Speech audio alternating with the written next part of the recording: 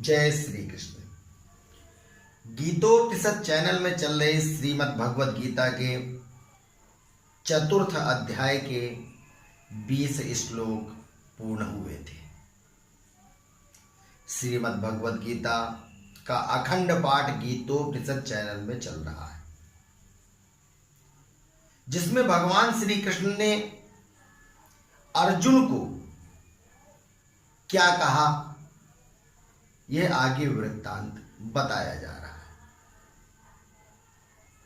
पिछले गत चलचित्र में भगवान श्री कृष्ण ने अर्जुन से कहा कि जो संपूर्ण प्रकार के फलों का त्याग कर देता है, अर्थात कोई इच्छा नहीं रखता है और इस संसार में किसी के आश्रय को नहीं पाना चाहता है, किसी के सहारे की कोई आवश्यकता नहीं रखता है, केवल परमात्मा पर ही उसका संपूर्ण आश्रय हो जाता है, संपूर्ण सहारा हो जाता है। वह किसी भी प्रकार के पाप कर्मों से नहीं बंधता है और इस प्रकार का ज्ञानी जन मोक्ष गति को प्राप्त होता है। ऐसा भगवान श्री कृष्ण ने अर्जुन से कहा, जो कि हमने गत चलचित्र में आपको बताया। अब आगे प्रवेश पूर्व भगवान का स्मरण। ओम सच्चिदानंद रूपाय विश्वोत्पत्त्यादि हेतवे तापत्रय विनाशाय श्री कृष्णाय वयं नमः। जय श्री कृष्ण। निराशीर यत चित्तात्मा त्यक्त सर्व परिग्रह शारीरं केवलं कर्म कुर्वन्नाप्नोति किल्बिषम्। और जिसका अंतःकरण और इंद्रियों के सहित शरीर जीता हुआ है और जिसने समस्त भोगों की सामग्री का परित्याग कर दिया है, ऐसा आशा रहित पुरुष केवल शरीर संबंधी कर्म करता हुआ भी पाप को नहीं प्राप्त होता है। अर्थात भगवान श्री कृष्ण ने अर्जुन से कहा, हे पार्थ, जो मनुष्य इंद्रियों के सहित शरीर को लेते हुए केवल बरतता रहता है, जीता रहता है, किसी भी प्रकार का मन में कोई भाव नहीं रखता है, जो समस्त भोगों की सामग्रियों का परित्याग कर देता है, वह मनुष्य संसार में बरतता हुआ भी पाप को प्राप्त नहीं होता है। ऐसा भगवान श्री कृष्ण ने अर्जुन से कहा। यदृच्छालाभ संतुष्टो द्वंद्वातीतो विमत्सरः समः सिद्धावसिद्धौ च कृत्वापि न निबध्यते।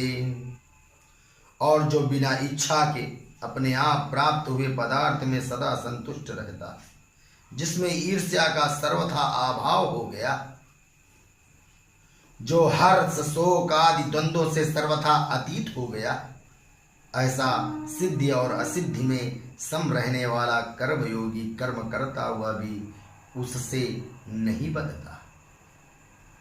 अर्थात भगवान श्री कृष्ण ने अर्जुन से कहा, हे पार्थ, जो अपने आप प्राप्त सामग्री से, पदार्थ से, खान पान द्रव्य इत्यादि जैसी सामग्रियों से संतुष्ट हो जाता है, अपने आप ही संतुष्ट हो जाता है, जो मिल गया उस पर ही संतुष्ट हो जाता है, एवं अन्य भोगों की इच्छा नहीं रखता है, जो हर्ष द्वेष इत्यादि द्वंद्वों से बहुत दूर हो गया है, अर्थात ईर्ष्या भाव इत्यादि जिन्होंने सर्वथा त्याग कर दिया है। जिस मनुष्य के अंदर राग द्वेष ईर्ष्या इत्यादि कुछ नहीं रह गया, उससे बहुत आगे निकल गया है। जिन्होंने सिद्धि और असिद्धि, अर्थात कार्य के सिद्ध होने पर और कार्य के न सिद्ध होने पर किसी भी प्रकार का कोई मन में विकार नहीं उत्पन्न करते हैं, असंतुष्ट महसूस नहीं करते हैं। जो प्राप्त हुआ वो हमारा है, जो नहीं प्राप्त हुआ तो भी वो परमात्मा की कृपा है, और जो प्राप्त हो गया वो भी परमात्मा की कृपा है। ऐसा मन में भाव रखता है, सम विचार रखता है, वह मनुष्य कर्म बंधनों से कभी नहीं बनता है। ऐसा भगवान श्री कृष्ण ने अर्जुन को समझाते हुए कहा। गत संगस्य मुक्तस्य ज्ञानावस्थित चेतसः यज्ञायाचरतः कर्म समग्रं प्रविलीयते। क्योंकि जिसकी आसक्ति सर्वथा नष्ट हो गई, जो देहाभिमान और ममता से रहित हो गया है, जिसका चित्त निरंतर परमात्मा के ज्ञान में स्थिर रहता है, ऐसे केवल यज्ञ संपादन के लिए कर्म करने वाले मनुष्य के संपूर्ण कर्म भली भांति विलीन हो जाते हैं। अर्थात भगवान श्री कृष्ण ने अर्जुन को समझाते हुए कहा कि जो सर्वथा आसक्ति से दूर हो गया है, किसी भी प्रकार की किसी भी वस्तु में कोई आसक्ति नहीं रखता है कि ये हमें प्राप्त ही हो। जो प्राप्त हो रहा है वो प्राप्त हो रहा है, जो नहीं प्राप्त हो रहा है नहीं प्राप्त हो रहा है। हमारा घर बन जाए, हमारा इस प्रकार हमारे घर में 4 पहिया वाहन आ जाए, हमारे घर में ये सब संतुष्टता हो जाए, किसी भी प्रकार की कोई कामना नहीं रखता है, अर्थात आसक्ति नहीं दिखाता है इन सब में। जो मिल रहा है सो है, जो नहीं है सो नहीं है, ऐसा इस प्रकार का विचार रखने वाले। जो मनुष्य देहाभिमान से एवं ममता से रहित हो गया है, देहाभिमान अर्थात किसी भी प्रकार का अपने आप में मैं करता नहीं लगता है, अर्थात देह पर घमंड करना कि मैंने ये किया, मैंने वो किया, हम इतने सुंदर हैं, इतना शरीर हमारा सुशोभित है, अच्छा लगता है दिखने में, अर्थात किसी भी प्रकार का शरीर पर घमंड ना दिखाना, देहाभिमानी ना होना, ममता रहित अर्थात इस संसार में किसी भी प्रकार की मोह माया से लिप्त ना होना, अर्थात अपने कर्मों में केवल बरतना। इस संसार में जो भी आया है उसे जाना है, जिसने जन्म लिया उसका मरण सुनिश्चित है। इस तरह का आत्मज्ञानी पुरुष इन सब चीजों से रहित मनुष्य कर्मों में कभी नहीं बंधता है, ऐसा भगवान ने कहा, और किसी भी प्रकार के पाप आचरणों को भी प्राप्त नहीं होता है, ऐसा भगवान श्री कृष्ण ने अर्जुन को समझाया। ब्रह्मार्पणं ब्रह्म हविर्ब्रह्माग्नौ ब्रह्मणाहुतं ब्रह्मैव तेन गंतव्यं ब्रह्म कर्म समाधिना। जिस यज्ञ में अर्पण अर्थात शुरुआ भी ब्रह्म है और हवन किए जाने वाले योग्य द्रव्य भी ब्रह्म है, तथा ब्रह्म रूप कर्ता के द्वारा ब्रह्म रूप अग्नि में आहुति देना रूप क्रिया भी ब्रह्म है। उस ब्रह्म कर्म में स्थित रहने वाले योगी द्वारा प्राप्त किए जाने योग्य फल भी ब्रह्म ही है। अर्थात भगवान श्री कृष्ण ने अर्जुन से कहा, हे पार्थ, बहुत ही सुंदर बात कही, हे पार्थ, जो मनुष्य हवन करना, हवन का शुरुआ हो गया, यज्ञ हो गया, अर्थात जो भी कर्म करता है उन सभी कर्मों को यज्ञ की भांति देखता है, यज्ञ ही मानता है मानो ब्रह्म है। ऐसा जो मानता है तो उसका फल जो प्राप्त होता है वह ब्रह्म ही होता है, ब्रह्म के समान ही फल प्राप्त होता है उसे। ऐसा भगवान श्री कृष्ण ने अर्जुन से कहा। दैवमेवापरे यज्ञं योगिनः पर्युपासते ब्रह्माग्नावपरे यज्ञं यज्ञेनैवोपजुह्वति। और दूसरे योगी जन देवताओं के पूजन रूप यज्ञ का ही भली भांति अनुष्ठान किया करते, और अन्य योगी जन परब्रह्म परमात्मा रूप अग्नि में अभेद दर्शन रूप यज्ञ के द्वारा ही आत्म रूप यज्ञ का हवन किया करते। अर्थात भगवान श्री कृष्ण ने अर्जुन से कहा, हे पार्थ, बहुत सारे ऐसे योगी जन हैं जो अभेद, जो भेदा ना जा सके, ऐसे परमात्मा के अखंड स्वरूप का दर्शन किया करते हैं और उसमें हवन किया करते हैं। अर्थात भगवान में एक ही भाव का स्थित हो जाना ही हवन कहलाता है, ऐसा भगवान श्री कृष्ण ने अर्जुन को समझाते हुए कहा। श्रोतादीनिन्द्रियाण्यन्ये संयमाग्निषु जुह्वति शब्दादीन् विषयानन्य इंद्रियाग्निषु जुह्वति। अन्य योगी जन स्रोत आदि समस्त इंद्रियों को संयम रूप अग्नि में हवन किया करते हैं, और दूसरे योगी लोग शब्द आदि समस्त विषयों को इंद्रिय रूप अग्नि में हवन किया करते हैं।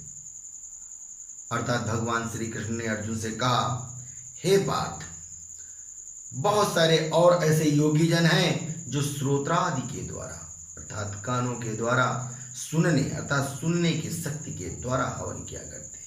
उनका इंद्रियों पर इतना संयम होता है कि उन संयम के द्वारा उन स्रोत अर्थात कान इंद्रियों के सहित उन्हें नष्ट कर डालते हैं, उन्हें विनाश कर देते हैं।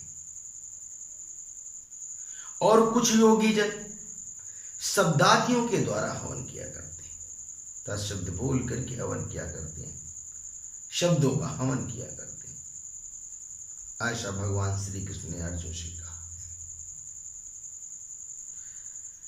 सर्वाणि इंद्रिय कर्माणि प्राण कर्माणि च परे आत्मसंयम योगाग्नौ जुह्वति ज्ञान दीपिते। दूसरे योगी जन इंद्रियों की संपूर्ण क्रियाओं को और प्राणों की समस्त क्रियाओं को ज्ञान से प्रकाशित आत्म संयम योग रूप अग्नि में हवन किया करते हैं।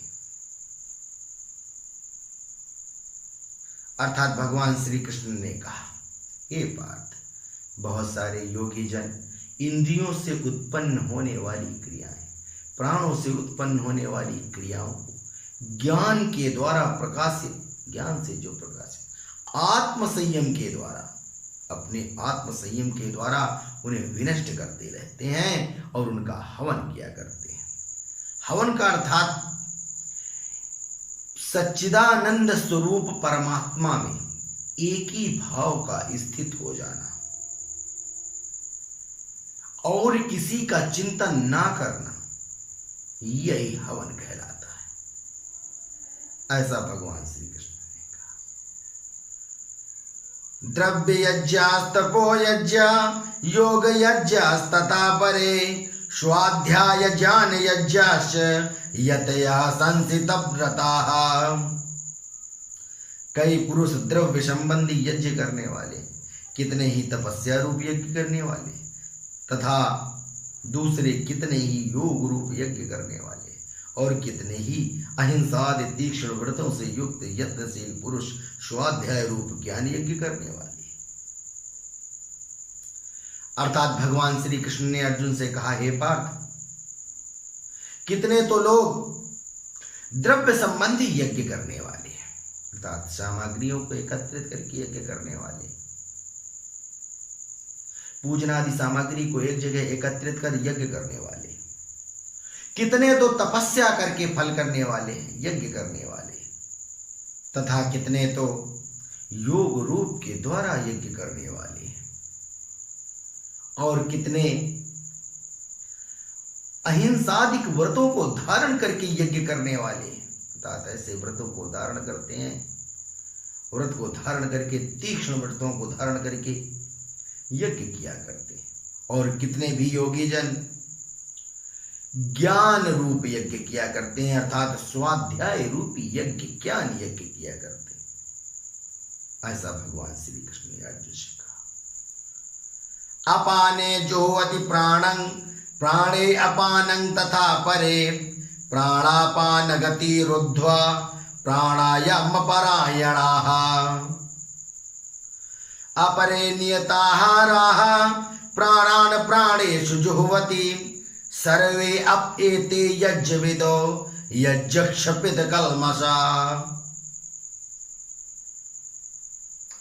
और दूसरे कितने ही योगी जन अपान वायु में प्राण वायु को हवन करते हैं, वैसे ही अन्य योगी जन प्राण वायु में अपान वायु को हवन करते हैं, तथा अन्य कितने ही नियमित आहार करने वाले प्राणायाम पारायण पुरुष प्राण और अपान की गति को रोककर प्राणों को प्राणों में ही हवन किया करते हैं।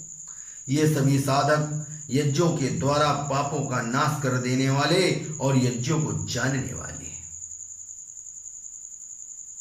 अर्थात भगवान श्री कृष्ण ने अर्जुन को समझाते हुए कहा, हे पार्थ, कितने तो योगी जन अपान वायु से प्राण वायु में यज्ञ करने वाले हैं, हवन करने वाले। कितने योगी जन नियमित आहारों को खाने वाले हैं, अर्थात समुचित भोजन को ग्रहण करने वाले, नियम से निद्रा करने वाले, नियम से विहार करने वाले, ऐसे भी योगी जन जो प्राणायाम पारायण होकर के प्राणों से प्राणों में ही आहुति दिया करते। यह मानो सब यज्ञ को जानने वाले हैं और अच्छी तरह भली भांति यज्ञ को पूर्ण करने वाले हैं, हवनादि कर्मों को पूर्ण करने वाले हैं। ऐसा भगवान श्री कृष्ण ने अर्जुन से कहा। जय श्री कृष्ण, जय श्री राधे। इस प्रकार श्रीमद् भगवत गीता के चतुर्थ अध्याय के 30 श्लोक पूर्ण हुए। भगवान की बड़ी ही असीम अनुकंपा है जो हम इन अमृत श्लोकों के पाठन को कर पा रहे हैं और आप तक हम पहुंचा पा रहे हैं। जो श्रद्धायुक्त भक्त हैं, जो भगवान पर आस्था रखते हैं, ईश्वर पर आस्था रखते हैं, जो इस संसार की एक अद्भुत शक्ति है जिसे परमात्मा कहते हैं, वह परमात्मा सभी का कल्याण करने वाला, संपूर्ण जगत में व्याप्त रहने वाला, निर्विकार रूप, ऐसी अद्भुत शक्ति को हम सब प्रणाम करते हैं। और उन सरस्वती माता को भी हम प्रणाम करते हैं जिनके द्वारा हम इन अमृत श्लोकों का वाचन कर सकते हैं, वाचन कर पा रहे हैं, जिसके द्वारा आप तक अद्भुत भगवान के कहे हुए अमृत श्लोकों को पहुंचा पा रहे हैं। आज का समय तो ऐसा हो गया कि हमारे ग्रंथ रखे हुए हैं और सभी विद्वान जन मनमुखी कहानियों को बता करके हमें भ्रमित कर रहे हैं।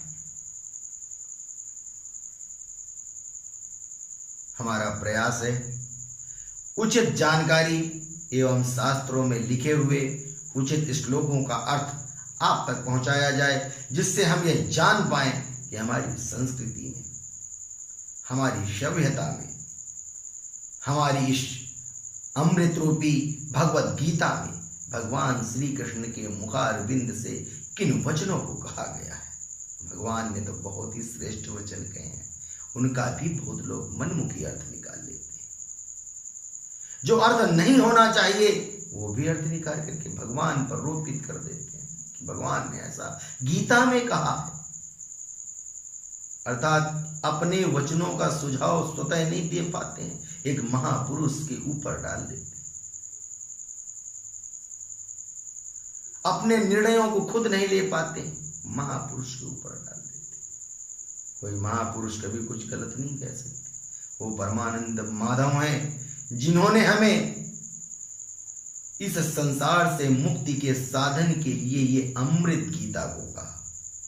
जो अमृत गीता का पाठ श्रवण कर ले, मानो वो संसार के सभी प्रकार के पापों को विनिष्ट कर सद्गति को प्राप्त होता है।